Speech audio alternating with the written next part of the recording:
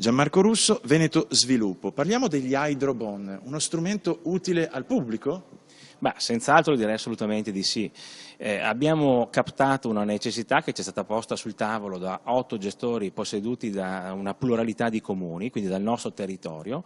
Questi soggetti pubblici avevano la necessità di ammodernare le reti dell'acquedotto, di mettere in sicurezza le reti fognarie e soprattutto realizzare anche ex novo nuovi impianti per depurare l'acqua e portarla quindi depurata, potabile nelle case dei nostri cittadini.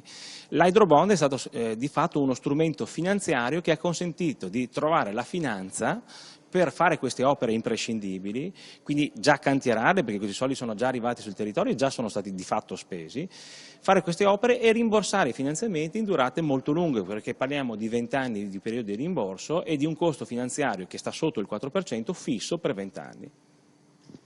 Quindi non tutti i bond, possiamo scherzosamente dire, sono pericolosi?